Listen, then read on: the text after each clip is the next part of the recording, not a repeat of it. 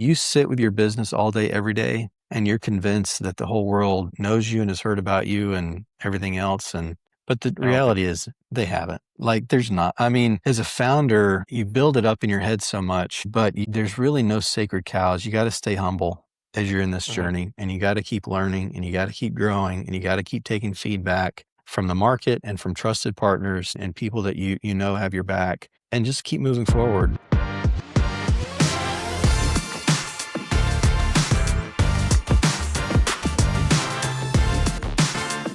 Going on, everybody? My name is Tim.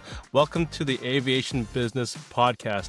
I'm so happy to have you guys here. If you're listening live, welcome to our podcast episode. If you're watching this or listening to this on the road or later on, we welcome you to the Aviation Business Podcast. My name is Tim. I'm the founder of Right Rudder Marketing. We help flight schools all across the country grow and scale their business. Part of what we do here at Right Rudder Marketing, we have a wonderful show. Basically, what we do is we meet people across the industry, in the aviation industry in Pacific, and we, have them on the show. So if you have an interesting topic, a story to tell, I'd love to have you guys on our platform. I'd love to have you as a guest. We do these, we try to get the one at least once a month or so, but pretty frequently we've had quite a lot. So if you're interested in being a guest on our podcast, give us a call. 314-804-1200, or check us out on the internet. We have a website, rightruddermarketing.com, and also an email address, info@rightruddermarketing.com. So today we have a special guest. His name is Beau. We met actually pretty recently, so a lot of the conversation we're going to have today is it's going to be very organic. It's going to be very new. I'm also kind of learning a little bit about his story and kind of reading the brief and all that stuff. I always reserve the introduction for the guest. So really quick here, I don't know if we can get him on the screen here. How you doing? Hey, Tim, what's going on? What's going on, man? It's good to see you, buddy. Yeah. So do you want me to introduce myself? Yeah. We met at was it Aero Summit just a few months ago? Is that what it was? FSANA. No, Aero Summit. Yeah, FSANA. yeah. That was in San Diego. Man, we travel. I know. Same. Yep. You going to Sun and Fun? I'll be there. You'll be there? I'm like spinning a lot of plates at the moment. Getting ready for it. Yep. Yep. Cool. Yeah. How about you give us a quick introduction about who you are, how you got involved in the aviation industry, and also kind of I see you're wearing a hat. You can kind of break into that soon too as well. Absolutely, man. Well, thank you for having me. It's a pleasure to see you again and to talk with you and to be a guest on your show. So I very much appreciate it. For those who don't know me, which is probably everybody that'll be watching this, my name is Beau Garrett. I'm a commercial pilot by trade. I cut my teeth as a flight instructor, just like a lot of professional pilots. My flight instructing path was a little bit unique, I think, though. I was fortunate to work for a school that had the contract with the Air Force and Navy for IFS training, which stands for Initial Flight Screening. So, my first job professionally flying, I was teaching Air Force and Navy guys how to fly. We taught them for the first 15 to 20 hours, and then they went off to their respective branches. So that's how I got started in aviation. Later went and got a corporate gig out of Atlanta, flew for a bank out of PDK for several years, and now I'm up here in Nashville. Good old Nashville. Yep. Quite the story. So there's obviously some, I guess, milestones you hit from, maybe just starting out flying to CFIN to, corporate gig. And then now, I guess, to your own kind of brand and company. Correct. Yeah. Let's just, I guess, take it one step by step here. So what got you into flying in the first place? Why did you choose, aviation? That's a good question, Tim. I didn't choose aviation. Aviation chose me. So that's how that happened. This is what I say about pilots. You don't choose to become a pilot. You just realize you already are, and you choose to do something about it. Honestly, because it's just an uncommon desire, I think, to fly. Like it's not, there's only last really? time. You think so? Yeah, 100%. The FAA data, last time I looked at it, how many people are in this country? 300 million? Out of 300 million people, there's only 750,000 pilots in the U.S.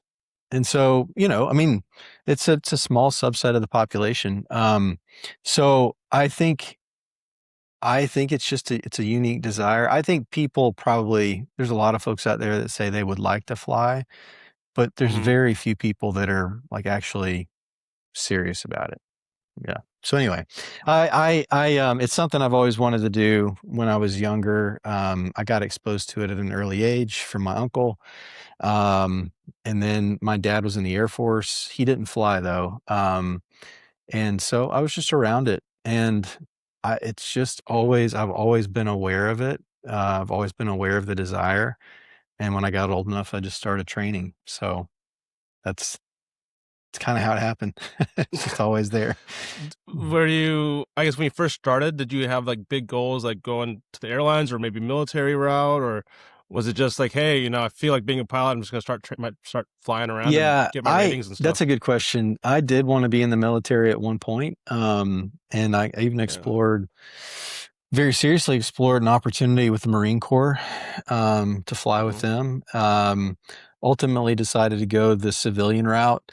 At the time, my pinnacle for me was, and I still haven't done this, oddly enough, I wanted to fly seaplanes. There was an organization out of South Florida called Chalks Ocean Airways. They flew Okay. these Albatross from Miami down to the Bahamas. That's all I wanted to do. That was it. I Really? just wanted to fly those, and then, life happens and your journey goes in different directions. And um, I couldn't resist the corporate gig that was really nice and cushy out of Atlanta, so I chose to do that instead. Yeah. Yeah, we all have our different origin stories, and like I think Mhm, about when I first started, I think it was a mixture of wanting to go to the airlines, I think it mhm, was, um, and also a little mixture of I kind of wanted to be an astronaut because my background's in science, so I was like I kind of wanted to be an astronaut mhm, too. But now I realize that the requirements are pretty tough. But with Artemis recently launching, for a while it was like the whole space program was dead. So it was like whatever. It was kind of a dream, but now it's starting to be relived, and now it's starting to inspire the next generation. So aviation as a whole, we're seeing a lot of new developments, especially not just from the space thing, but even locally. On the ground, but like mhm, Mosaic and all this stuff, new aircraft coming out. mhm, And then you kind of said seaplane stuff. I my kind of equate or like kind of reciprocal of that would be like going to like New Zealand or Alaska and just do like bush flying, like mhm, touring planes and like mhm, doing some mountain flying. mhm, That's mhm. kind of what I would like to do maybe in the future if I maybe Right Rudder is on it, maybe I move on from Right Rudder and someone else is in my seat. I would go fly in the backcountry. So, I've got the perfect connect for you when you wanna do that. dude, Oh, yeah, oh, there you go. there's an organization out of Alaska called Lake and Penn Air, and all they do Okay. all day long is fly into remote Alaska and back. So, Oh, that sounds so cool, it's man. very cool. So cool. So you went from the cushy corporate job, and then somehow from there you kind of morphed into, I guess, are you still flying for corporate, or are you Mhm. going full in on the business? Full in on the business. Yeah. So, that's always the big question. How do you go from flying airplanes to starting a watch brand, which Yeah. is what we are for it, which I haven't gotten to yet. That's an interesting story. So I'll give you the highlights and you can kind of dig in where you'd like. So there's some personal, part of the story here I'll share. So flying was going great. Um, for those that were around then and that remember, financial crisis of '08 hit, and everybody was Mhm. affected. It Right. Airlines shuttered, like, they weren't hiring, they laid a bunch of people off. I was fortunate to fly for a bank at the time, and, they held on for a while, and then in Yeah. about 18 months, about in 2010, the bank went through a really tough time, so they basically, uh, penciled out their flight department, which included my job, and around that time, we were starting our family, so the airlines weren't hiring. I could not find an aviation job to save my life at the time, and with a brand new family, like, Oh my first God. child, so that Yeah. was scary. It was a scary time, so I did a lot of soul searching, and always love aviation. It's where I'm at now, just adjacent to this industry. But I always had a knack for business, I thought, as well. And I thought, you know what, if I'm gonna lay some more foundations, now's the time to do it. So I actually went back after I got laid off, and it wasn't just because I got laid off, it was because I could not get a job flying. So I went back and got my MBA at night. Oh, Yep. wow. Okay. And went into business, and I got recruited out of that program to do consulting. And oddly enough, I started consulting. I don't think I can say publicly, but for some big aviation names Mm-hmm. in the industry, people that people would recognize, and did that for a number of years. And I learned enough about business in that environment and just how to kind of navigate things uh, pretty well, that I felt comfortable enough with the ambiguity to start something that I had in mind to Mm-hmm. start several years prior, which is what I'm doing now. So you said you had the kind of vision several years prior. hmm Kind of walk us through. So you were flying around. I guess, what's the inspiration of the business? So I guess. let me introduce the business real quick. So we're Call Sign Watches. We are an aviation inspired brand. Basically, the origin story is in speaking with multiple pilots through the years, friends, colleagues, acquaintances. You're at an FBO, you're hanging out. I'd often find my times just talking about a wristwatch with a guy. Like, what are you wearing? Yeah. What do you got? What is that? I will tell you, very rarely, if ever, did I see a guy wearing a really nice multi-thousand-dollar pilot watch in those environments. And they're beautiful timepieces, but just not something that a lot of pilots use. And um, after enough of those conversations, the seed of an idea was started. It was like, that'd be interesting. Mm-hmm. I've talked to enough guys to know that there's a lot of opinions out here about a wristwatch, especially in the aviation community. It'd be really cool to get some more feedback from different people and see if there's something there. So that I had that idea years and years ago before I went back and got my MBA or anything else. And I just kind of sat with it for a long time. Didn't know I'd ever do anything with it, but that's where it started. Yeah. I've always wanted to start a business. Even in college, I was like, I remember my professor. I was my major was in chemistry, so I was supposed to be in like manufacturing and all this stuff. And he's like, "What are you gonna do with your life in the future? What's your plan?" hmm Like he's like trying to make us do resume prep. And like I told him, I'm one day gonna own a business and be really really rich. And I got the business part down. I don't know about the rich part down, but but Yeah, that's true. but yeah, it's definitely afforded me a lot of opportunities as being a business owner. I mean, I would say income is it varies, so it's not as stable as when I was a W-2 employee. hmm However, the flexibility of like, if I want to travel, if I want to go to a trade show, if I want to take off, I don't need to ask my boss anymore for hmm PTO. That alone, helped, I don't know if I'd ever go back to, W-2, but so I kind of want to talk on that for a bit. You had the inspiration about it for a while, hmm then you got your NBA. hmm Um, I guess in the middle of the '08 crisis, I guess what kind of made you pull the trigger on just going all in, or did you keep flying for a bit and then gradually transition into the business? So yeah, well, in consulting, I did that for a number of years, and that was actually a great. It was a great income, and Hmm. but I always kept my foot in flying. Flew the family around. I'm training Hmm. my son now, who's 13. He's his feet can reach the pedals and he can see over the dash. So we're training. So There you go. we're having fun. So I continue to fly, albeit not professionally. And then it was just through more conversations, honestly, with another friend of mine who was training to become a pilot, that it resurfaced, and decided to take the first step and see if there was actually anything to this idea and what that looked like. So my business training taught me not to do anything in a silo. that you want to hear from as Mm-hmm. many people as you can Sure. Yeah. before you really get started. And I knew how to make a really compelling market survey, based off of my experience, just to solicit feedback. So, about 4.5 years ago, maybe now, I went out to Uh-huh. a local airport here in Middle Tennessee, and with my iPhone, I filmed myself. I introduced myself. I said, "Hey, I'm Beau. I'm a commercial pilot. I want to start a watch brand for pilots. I've got a survey with 6 aviator pilot watch features. Would you take a second and rate them and tell me what you think? Like, what's most important to you?"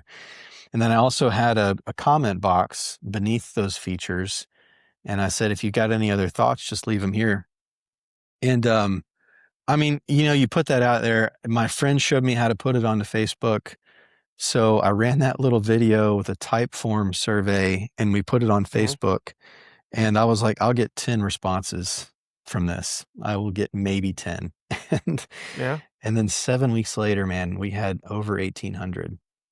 Oh man. Wow. Yeah. And Was it was it advertised or just posted it no, up no, on I, there I and let it? advertised it. Oh, you It advertised. was Okay. paid advertising. Yep, I did. Paid advertising. And Okay. I'll share with you that I spent it was about $2,000 to get that data. 2000. Yep, about 2 grand. Um, but I understand statistics, and statistical significance happens around when you get close to 2,000 respondents that are independent of each other. And when we Mm-hmm. were at Yeah. 1,800, my brain was like, "Oh, that's a good representation of the population." So, uh, I'd say so. Yeah. I'd yeah, say so. we turned the survey off, and that became our product roadmap. I basically used that to design and engineer something that, according to the feedback that we received. Yeah. I guess let's get into the product. So, um, I saw them in person and they're quite beautiful. Thank you. Um, what are some of the features and why should someone, the thing about a watch, by the way, I think a watch for men, we don't really wear jewelry. I mean, there's Right. men, I wear a wedding ring sometimes, I wear a watch. If that's really it. Women can do whatever they want. They can put earrings on, they could makeup, whatever. Mhm. A guy this is all we get. So if we want to be It's flashy, our one accessory, yeah. yeah, you could wear a necklace. I'm not really a fan of that. I've seen Sure. some guys wear the earrings. I don't know. It's a little not really Not my for you. not my belt, Yep. unfortunately. Mm. But yeah, the watch is something that I've grown accustomed to over time.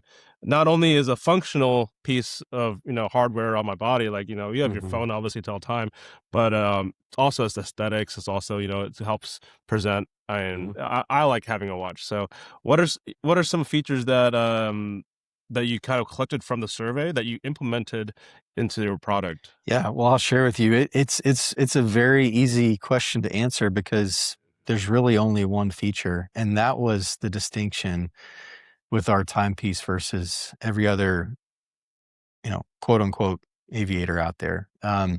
We essentially became the less complex, less bulky alternative to a Hmm. traditional aviator. And that, in fact, is a marketing line that we use. So that's why I can say it so easily. So we share with people at trade shows. So what we found in the survey is there's really cool insight. One of the main pieces of insight, I'll share with you the top three. Uh-huh. Um, Most pilots we heard from, all they wanted was a very quick and easy to understand comparison between GMT time and local time. And that was it. That was it. That was by far the highest requested feature in that survey. And so it's tempting to try and fit other, complexities in there.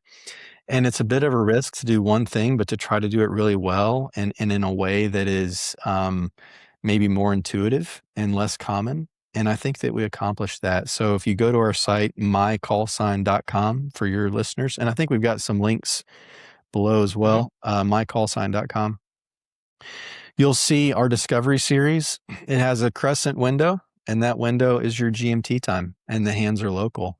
And so we've become known for that look. It's so distinct that we were able to get a design patent on it. That's it. Yep. Wow. Yep. Yeah, Design pat. Yeah. click on any one of those. There you go. So that, and you can click on that image to make it bigger. There it is. So that's it. So it's call sign, and then that crescent window is your Zulu time. Okay. Yeah, very simple. I was at a flight school. I just came from flight school, so I'm finishing up my commercial. Yeah. I'm doing hopefully I pass. I don't know, no expectations. But we're doing ground. We're doing a ground school, and then my CFI had me read a TAF, and he said, "What does this mean?" And I'm like, "Okay, it's '08, so that's the TAF for April 8th. Today's the 7th, Yep. right?" Yep. And then it's like, "Oh, the next number, like 1700, is Zulu time." And I'm like, "Okay." He's like, "What does that mean?" I'm like, "Oh shoot, well, Convert it's that. Zulu time is I gotta convert that. I'm in Central Time, so -6. So Is it minus 15 six? minus 6 Yeah. is 9. So I guess it's 9 o'clock, Yep. Central." And he's like, "Yeah, that's right." I'm like, "Okay." That was a mental exercise, and I had to do some gymnastics in my head just to make it work. Yeah. But I like the idea of having a centered Zulu time on your watch. Mhm. I think that what is a pretty good feature. Um, I actually have a Garmin. My sister bought it for me. So my sister did an internship. She's an aeronautical engineer, Hmm. graduating this May. By the way, shout out for Come on. the 2026 class of Embry-Riddle. I don't Oh, know come where they're on. at, but Congratulations. woohoo! Yeah. Yeah. So there's a bunch of them. There's also Auburn and other aviation I'm an universities out Auburn there. But grad. yeah, you're Auburn grad. Okay, there you go. Woo. Yeah, so graduation season's coming up soon, so I'll be seeing her. But she did an internship at Garmin, and she got me this beautiful timepiece. It's a digital one, Yep. but it's huge. It's like I like a big hefty watch because I'm kind of a bigger guy. Mhm. But it's a pretty hefty little timepiece, and it's just too much. It was no offense to Garmin, but they have, like, you can pull even the sectional charts in there, and I'm like, if I'm flying IFR or something like that, am I going to check my watch for a sectional chart? I mean, I don't think I was playing with the features when I was in cruise, it's like, oh, that's pretty cool, but I don't think I'd ever use the watch for that functionality. No. I do like the red light. That was a cool feature, maybe, and that's when that was, Yeah, I sure. thought I was mean, that's the thing, Tim. Like, we early on, we had another marketing slogan. The cockpit doesn't fit on your wrist, and it's not supposed to. And so, there you go. uh, you have essentially millions and millions of dollars and decades worth of research and development sitting Yeah, in front of you in a cockpit. It's bizarre to me that people would try to recreate that on your wrist. yeah, And it's fine. I mean, there's a market for it. We'll never compete with that. That's not what we're about. I mean, we're just about doing less, but doing it as well as we can. And I do want to point out that GMT time on a watch is nothing new. It's been around long, long, long time. But it's usually displayed with a fourth hour hand. So you have your first hour hand, sorry, a fourth hmm hand. Got your first hour hand, minute hand, and a second hand. And most hmm GMT watches have a fourth hand that points to the GMT yeah, hour. It's just confusing. And so, like, we just removed that and made it a little bit more distinct. And we didn't reinvent the wheel. We just tried to make it a little bit better. yeah. It's really elegant. Thank you. Elegant. It's really beautiful. When I travel, I don't adjust my watch when I travel, so my watch is always on Central Time, Yeah. just because that's where I live. Yeah. But let's say I'm in, I don't know, let's say Tokyo or something like that, or Europe. Mhm. Like, I'll do the math in my head. I'm like, oh, my watch says it's 5 o'clock Central, so it's got to be like 11 o'clock here, and Yeah. I don't know, Wherever. in Yeah. Spain, Yeah. wherever I am. So, because I need a centered ground. I mean, my ground is Central Time, but obviously, if I'm flying more often, I was flying professionally. The Zulu time definitely helps a lot, Well, the Zulu especially. time, and then it's so interesting what's happened for us. Like, we've we've had I didn't anticipate this, but this design has got a very universal appeal. So we literally just got back from the Palm Beach Boat Show in Miami, and then we Mm, did Barrett Jackson in January, which is an auto show, and we did just as well at those events as we do at aviation events. And mm, what I realized is that people just like a second time zone function for yeah, multiple yeah. different reasons, and so that kinda became the pitch in other places. I don't necessarily say this is Zulu time, I say this is a second time zone you can set to wherever, and then I say if you're a pilot, you would set it to GMT.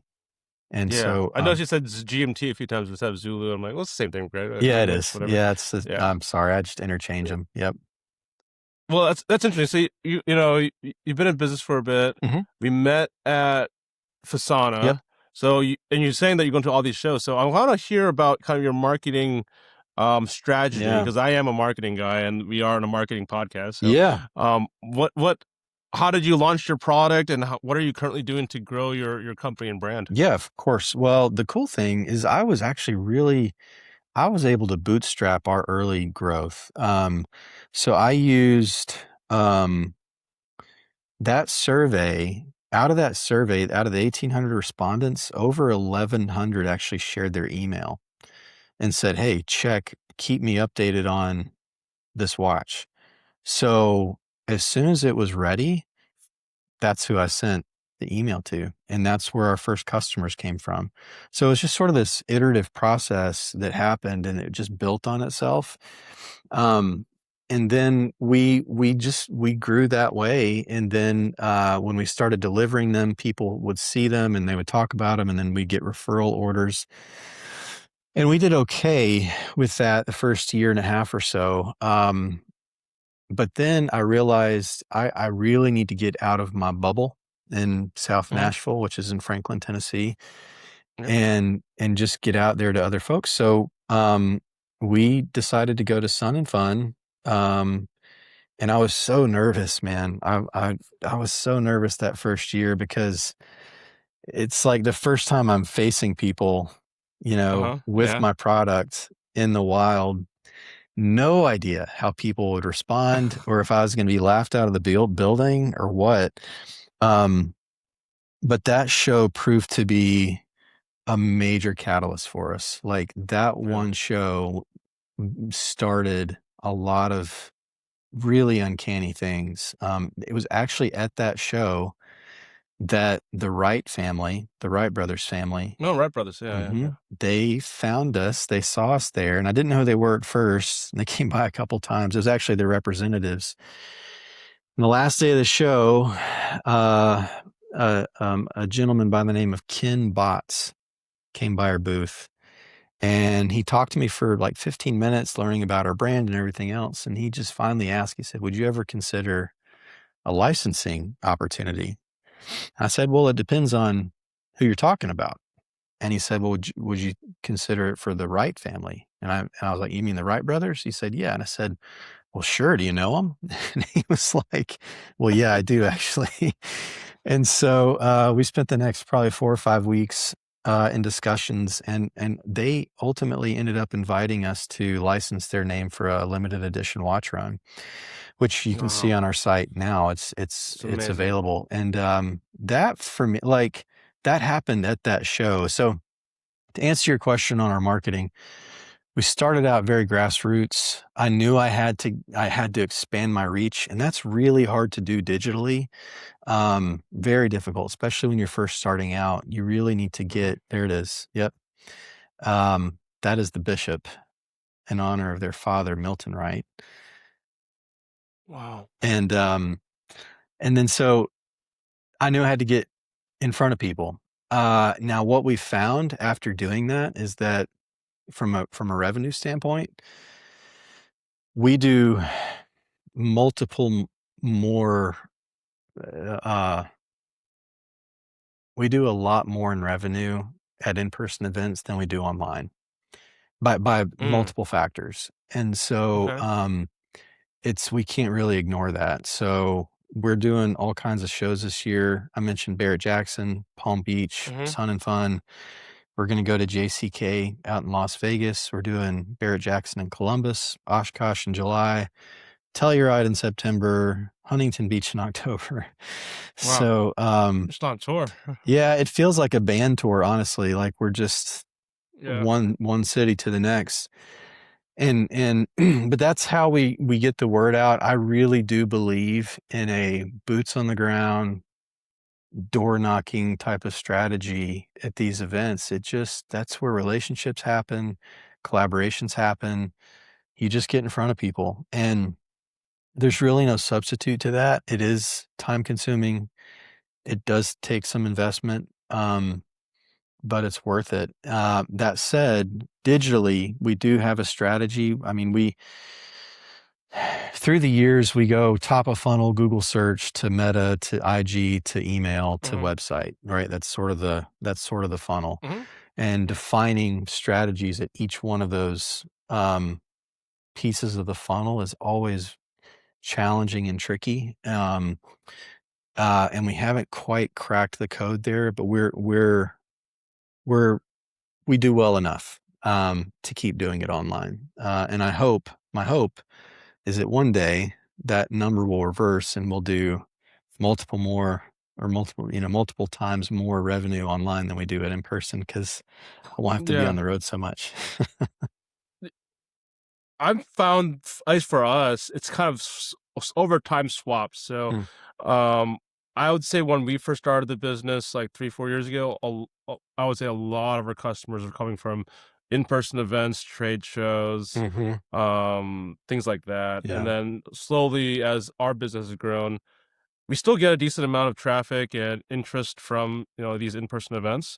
And I think we've also been in the community for a few years now, and they kind of know who we are, so it's Yeah. helping that as well. But we've slowly seen the shift from like in person to like digital Mhm. for us. Mhm. People find us online. I think we're pretty aggressive in marketing. I don't think we're that aggressive, but we are everywhere. So, Yeah. um, we like, for example, this podcast. We do the podcast Yep. every month at least, or Mhm. at a certain frequency. We do the webinars. But I love how you described your kind of journey into all this by saying you started it off with you ran a survey with ads. So you did paid ads with Meta. You got the survey out, and then that built your initial like list. And then from there, you could build it organically and then word of mouth. And Mhm. then from there, you kind of had a concept and a product. Then you took it in person to the show, and then now you're kind of tackling all these different channels at the same time. And that's kind of what we do here at Right Rudder Marketing as Mm, well, is we take all these different channels, whether it's Google search, whether it's paid ads, whether it's automations and emails, following mhm. up on retargeting campaigns, and we blast it out. So I love exactly what you're doing. I think you're on the right track. um Earlier, I kind of want to shift gears here. Sure. You're talking about the Wright brothers and their watch, and I think Mhm. our producer had the website on the screen Mhm. here, and it didn't say call sign. It said Bravo Golf. Right. So is there a transition, or is there a brand name under call sign, or was there a transition from Bravo Golf to call sign? Well, I will share the backstory with you. The short version of it is that's part of our founder series. And so, Bravo Golf, Beau Garrett in Yeah. aviation, BG is Bravo Golf. And we actually started as Bravo Golf. And we did really well as Bravo Golf. But as I mentioned, we started going to trade shows outside of aviation and we started getting customers outside of aviation. And I got to tell you, the number of times we were confused with a golf brand is staggering because of the Oh, name. okay, okay. And so it became honestly it became a barrier, a hurdle for us when we stepped outside of the aviation specific vertical. And so it didn't happen all at once, but in addition to that, I took on some partners last spring and they actually had the same concern, um, about the name. And because I was hearing it in the market consistently and then hearing it from what became some incredible partners that we have now, I just realized if I want to really go broad, and you don't start there, you kind of work your way up to it, but I wanted to position myself for a broader reach, then we need to reconsider the brand name. And that's a hard decision Okay. to make. But here's what I learned is that, you sit with your business all day, every day, and you're convinced that the whole world knows you and has heard about you and everything else. But the I don't reality think is so. they haven't. Like, I would there's not. never. I mean, No. there's so many, even people that do know us, like, and it's just as a founder that you build it up in your head so much, but there's really no sacred cows. You got to stay humble. as you're in this Mhm. journey, and you got to keep learning, and you got to keep growing, and you got to keep taking feedback from the market and from trusted partners and people that you know have your back, and just keep moving forward. And so I came to the decision that we needed to rebrand. And the interesting thing is, a buddy of mine made this suggestion. He was just like, just as you're considering this phrase call sign, I feel like you need to think through. And oddly enough, at the same time, we have a ton of military customers, like F-18 pilots, you know, all the things, F-22 pilots. All of them get their call sign engraved on the case back because we offer a free case back engraving on our Discovery watches.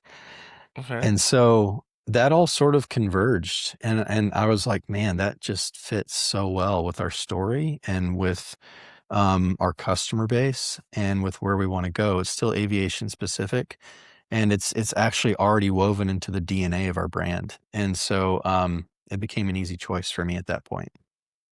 Yeah, you must have had to have some like fear of switching brand because like that's the business you built for the past I don't know how long you were doing it Yeah. for. I could never imagine renaming Right Right Rudder Rudder to Marketing. something left aileron on Rut Marketing, guys. You guys ready for it? Slipstall Marketing. um, you said that there's some market confusion with the name with the messaging. So I think it's very good. You kind of made a pivot.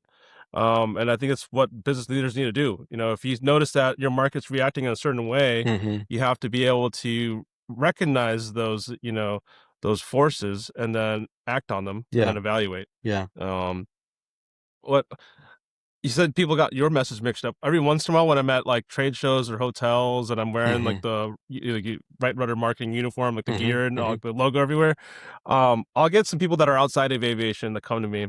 I say, "Hey, what do you do?" It's like, "Are you in boating?" I'm like, "No, I'm not. No, no, that's interesting, bud." Why would Because you like they think also that? they also have rudders too. They But I'm do. like, okay, okay, huh, that's interesting. I get the boating one every once in a while. I'm like, okay, Yeah. maybe I should get into boating marketing in the future. You I guess that's could. I mean, it still fits. It still fits, It right? still fits, yeah.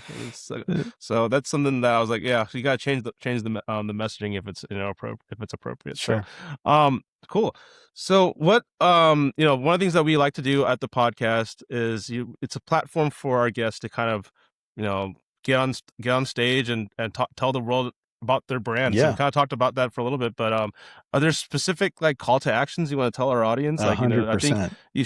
Yeah. 100%. You are a I'm salesman and a businessman. prepared. I even have the link available below if you're watching this Okay. after the fact. So because you talk to flight schools and because I think this will be going, out to flight Yeah. schools, we actually have this really cool program. And this is while we were at FSANA. Mhm. We have an affiliate program for flight schools, and it is no cost to sign up. And we offer you a commission. It's basically, it takes 5 minutes. There is an affiliate link below. Click on that. It takes 5 minutes to sign up. There you go. That's it.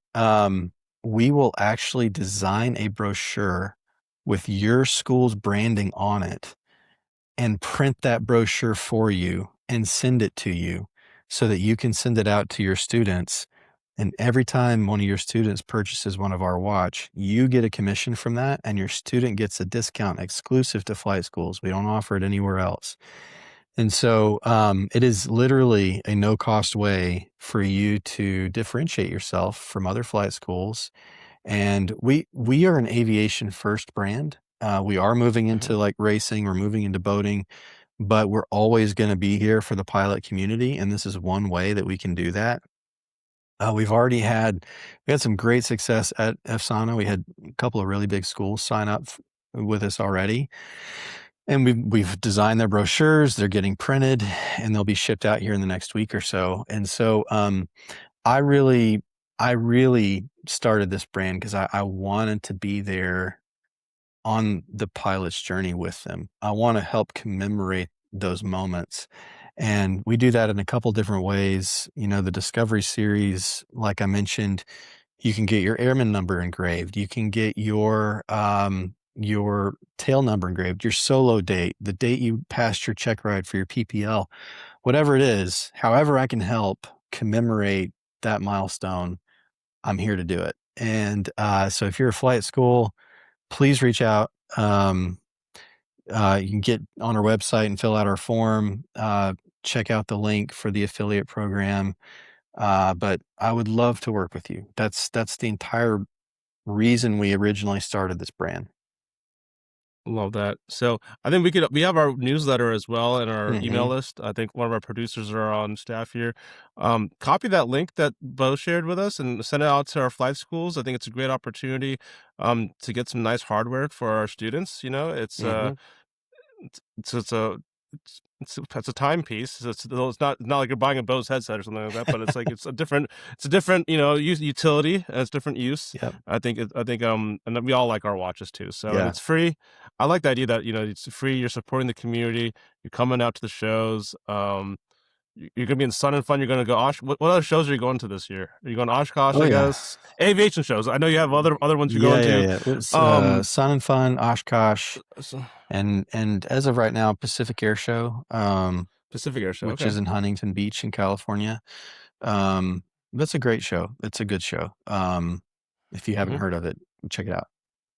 Yeah, I love that. I gotta get one of those watches too myself. Actually, put that on the shopping list. Absolutely. Cool. No, it's been a pleasure, man. I think you have a great brand and a great story. We're kind of running out of time. I wish we could talk more about the aviation stuff because you had some military stuff in there mixed in and corporate flying. I guess let's do one aviation question before we end Sure, here. let's do it. If you had to go back and meet your 17-year-old self, and he's just starting flight lessons, what's the one piece of advice that you can tell your younger self to be a better aviator? Man, don't do anything else. Just like focus on your private pilot exclusively for 4 to 5 months. Don't think about anything else. Don't think about friendships or relationships or anything. Just no girls. Get that thing later. Get that thing done. Because and when people ask me and they're like, I thought about getting my license, I'm like, look, do you have 5 months to do that and nothing else? Because if you don't, it'll take you 2 years and you're going to spend a lot more money. It's just when if it's later in life for you, you have to stop everything. I had a good buddy of mine, loved this guy. Took him 3 years to get his private because he runs his own business. He's got a family, and you got 3 things always working against you. Flight schools know this. You got weather, you got maintenance, and scheduling. There's probably more that I don't even know about, but those are the common ones that I always encountered. So anyway, focus on it. Don't do anything else. Get it done. Once you get your private, then you can get everything else is a little bit easier. I agree. I mean, even for now, so I'm finishing up my commercial and I've literally taken, I think I dedicate like half of my day towards like commercial pilot training, like whether flying or ground or check ride prep. It's like I'm all in. I've only been doing it for about a month, 2 months now straight, but we're getting close to the finish line. And like I just knew I had to put a lot of energy and effort into it. And if you don't put the energy in, if you're doing it as a kind of a part-time thing, once a week or once a month, it's gonna take forever. And for me, I was doing that. I was working part-time. I was flying part-time. I work a full-time job. I was working in the factory. Took me a little over a year to finish it. Yeah. Because it just I couldn't do it, and then I was starting to run out of money. That's one of the things that happened to me. And I saved a few $1,000s for this thing. This was like 5-6 years ago. Yeah. I saved a decent amount of money to do it, and I started running out of money. But once I was like past the solo, and like solo check ride pepping, I was like, I just gotta finish this damn thing. I just gotta go all in. I'll pull money out and just finish it. Yep. And we went full force. And then I think I forgot what day it was, but I should probably have that memorized. But it's a very special day, and I got my certificate. What do you call it? Mouth to my ears, grinning like the madman. Yeah. And then I've been in the industry ever since. So here we are. Yeah. So cool. If you're a flight school, please check out Beau. He has a wonderful watch brand. We didn't talk too much about his son either, but I want to point out his son is he's training the future generation of pilots, not only inside his household, but outside too. His son approached me at FSANA, and he's giving me the pitch and everything about the watch. Like, Oh, here it come is, here's the on. features. That's my Sapphire boy. this. It's like, oh man, Beau's training him right. So That's so definitely, funny. good stuff there. Think so my producer has some questions for you. Yeah. Where can people find the watches? So is it all online, or is there anywhere else you can buy the watches? Is there any retail outlets you can get them at? MyCallsign.com is really the only space right now. We are we're exploring some retail partnerships potentially later this year, and potentially we're going to have a retail space in Franklin, Tennessee. We're looking at that right now. The reason is we're thinking about a physical presence here is because we'll spend a lot of money on show fees and logistics to go all over the country and sell these watches. And it dawned on me just recently, I was like, I don't even do that in my hometown, and I could spend half the amount on a retail space. And so we're considering that. Okay. So check out mycallsign.com. If you're interested in the watch, if you're a flight school, it's a free program. Get registered with the link. We'll share it with you in our newsletter and our email list. And if you are a aviation business or you are a flight school or anything like that, and you want to get on our show, if you want to talk about your platform, your product, your service, I'd love to have you on, or even your story. So let's say you have a wonderful story you want to share. Get on the Aviation Business Podcast. Our phone number is 314-804-1200. If you are a flight school or an aviation business and you're looking to grow your business, expand your business, do some of the marketing, Beau kind of hinted on that. You need a multifaceted marketing program that hits, not only the organic, but also the SEO, the ads, the CRM, in-person design, all that type of stuff, website. There's so many different facets of marketing that you need to consider. Right Rudder Marketing is there for you. Check us out, rightruddermarketing.com. Schedule a call with me and my team. We'd love to have talk to you, learn about your school. We do videos, we do all the stuff. It's a full-blown agency, and we do it because we love flying. We love the aviation. We love the future next generation of pilots. So we're going to end over here, but it's been a pleasure, Beau. Thank you for being on our guest, and we will see you guys in the next episode. Thanks, Tim. See ya.